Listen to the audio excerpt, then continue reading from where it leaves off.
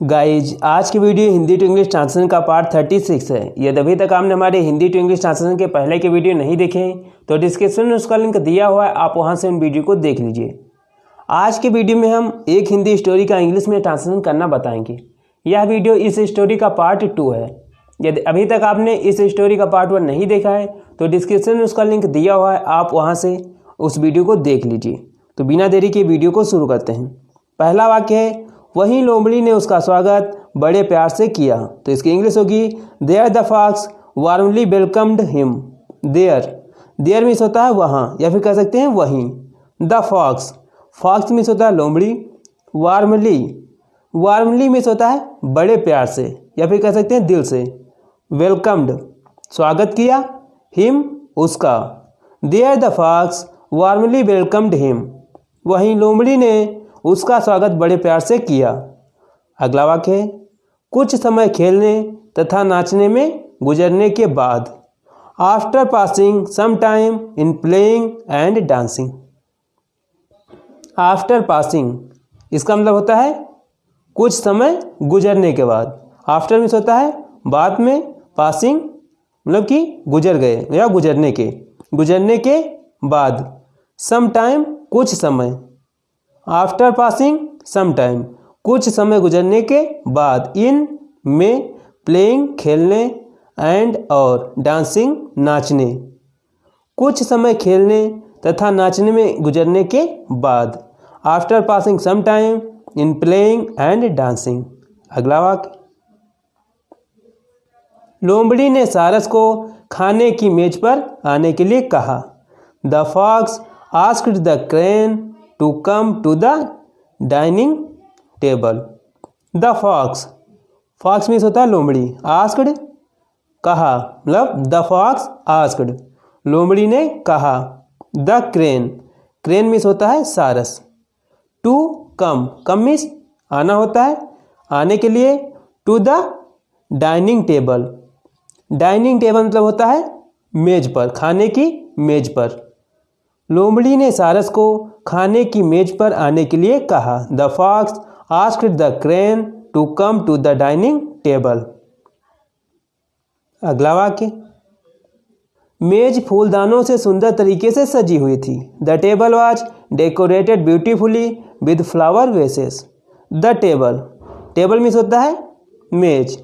Was थी, decorated सजी हुई, ब्यूटीफुली मतलब कि सुंदर तरीके से, विद के साथ, फ्लावर वेसेस मतलब होता है फूलदानों। The table was decorated beautifully with flower vases. मेज फूलदानों से सुंदर तरीके से सजी हुई थी। अगला वाक्य है, सारस एक कुर्सी पर बैठ गया। The crane sat on a chair. The crane सारस, सैट बैठ गया, ऑन पर, आ एक चेयर कुर्सी। सारस एक कुर्सी पर बैठ गया। The crane sat on a chair. अगला वाक्य है, और एक चपटी तस्तरी में उसके सामने दलिया परोसा गया।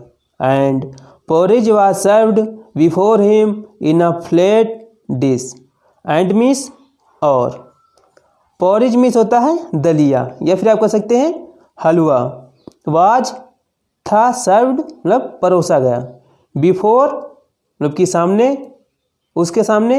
हिम बिफोर हिम उसके सामने। इन में आ एक फ्लैट मीन्स होता है समतल। डिश मीन्स होता है तस्तरी, या कह सकते हैं समतल तस्तरी या चपटी तस्तरी। और एक चपटी तस्तरी में उसके सामने दलिया परोसा गया। And porridge was served before him in a flat dish.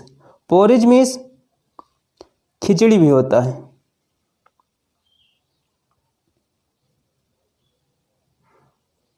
लोमड़ी ने अपनी जीभ से दलिया आसानी से चाट लिया। The fox licked the porridge with her tongue easily. The fox मतलब कि लोमड़ी। लिक्ड मीन्स चाट लिया। लिक मीन्स होता है चाटना, और लिक के सेकेंड फॉर्म होती है लिक्ड, जिसका मतलब होता है चाट लिया। द पोरिज मीन्स दलिया, विद हर टंग ईजली, मतलब कि विद मीन्स होता है के साथ, हर अपनी टंग जीभ, ईजली आसानी से, अपनी जीभ के साथ आसानी से। लोमड़ी ने अपनी जीभ से दलिया आसानी से चाट लिया। The fox licked the porridge with her tongue easily. अगला वाक्य, लेकिन सारस अपनी लंबी चोंच से कुछ नहीं खा सका। But the crane could not eat anything with its long beak. But लेकिन, द क्रेन सारस, कुड मतलब होता है सका, नॉट नहीं, ईट खा, एनीथिंग कुछ भी, विथ के साथ, इट्स मीन्स अपना या अपनी, यहाँ पर आप कह सकते हैं हिज, हिज भी आप कर सकते हैं। लॉन्ग लंबी, बिग मीन्स होता है चोंच। लेकिन सारस अपनी लंबी चोंच से कुछ नहीं खा सका। But the crane could not eat anything with its long beak.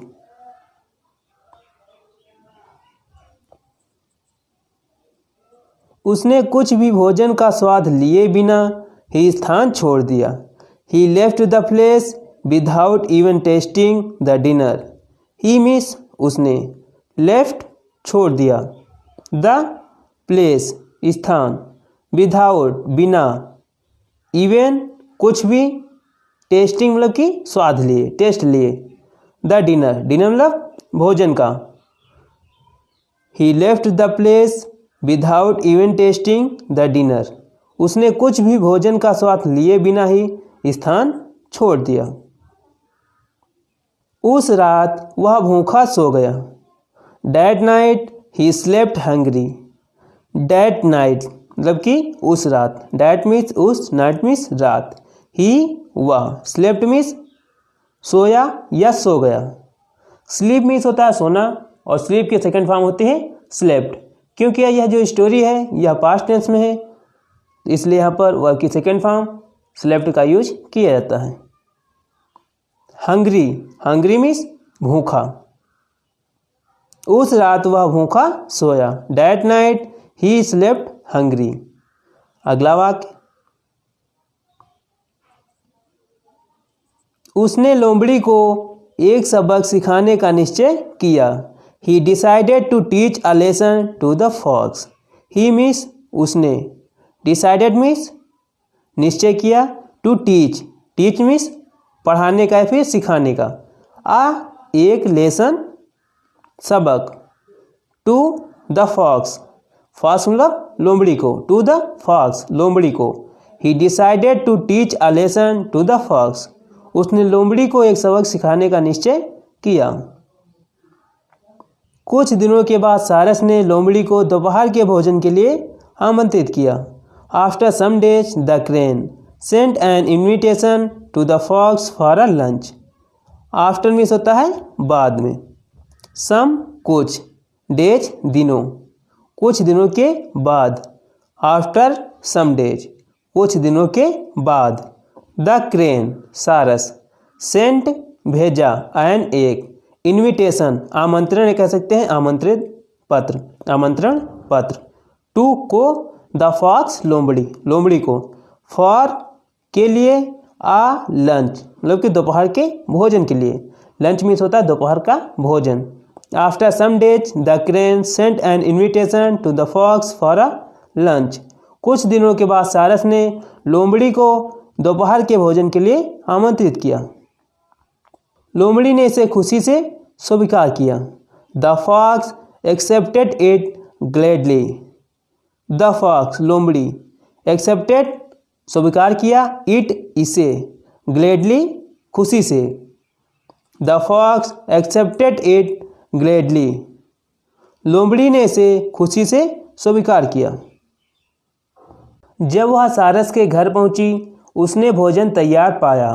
When she reached the crane's house, she found the lunch ready. When means जब, she means वह, reached means पहुंची। The cranes, cranes means सारस के, house घर। जब वह सारस के घर पहुंची। When she reached the crane's house, she उसने फाउंड पाया द लंच भोजन रेडी तैयार। She found the lunch ready उसने भोजन तैयार पाया।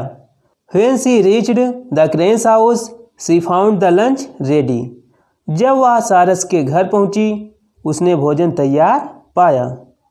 अगला वाक्य, एक बड़े पत्थर पर एक लंबी गर्दन का जग रखा हुआ था। On a flat big stone one jug with a long neck was put. On means होता है पर, आ मीन्स एक, फ्लैट मीन्स होता है समतल, फ्लैट FLAT यहाँ पर ई नहीं होगा, FLAT फ्लैट मीन्स होता है समतल, बिग मीन्स बड़ा, स्टोन मीन्स पत्थर, वन मीन्स एक, जग विद के साथ, आ एक, लॉन्ग मतलब लंबी, नेक गर्दन, वाज मतलब था, पुट रखा हुआ। On a flat big stone one jug with a long neck was put एक बड़े पत्थर पर एक लंबी गर्दन का जग रखा हुआ था। अगला वाक्य, उसमें मटर था चने थे। ऐसे वाक्यों को बनाने के लिए देयर का यूज किया जाता है। There were grains of pea and gram in it. There were means थे, ग्रेन्स मीन्स होता है अनाज के दाने या कह सकते हैं दाने, ऑफ के मतलब किसके दाने थे, के, पी मटर, एंड और ग्राम चने, इन मीन्स में, इट उसमें मटर तथा चने थे, या फिर कह सकते हैं उसमें मटर तथा चने के दाने थे। There were grains of pea and gram in it. सारस ने अपना भोजन झटपट खा लिया। The crane ate up his lunch quickly. The crane सारस, एट अप इसका मतलब होता है निगल लिया, या कह सकते हैं खा लिया, एट अप निगल लिया, हिज अपना, लंच भोजन, क्विकली मतलब कि झटपट या फिर जल्दी से। The crane ate up his lunch quickly, eat की सेकेंड फॉर्म है एट।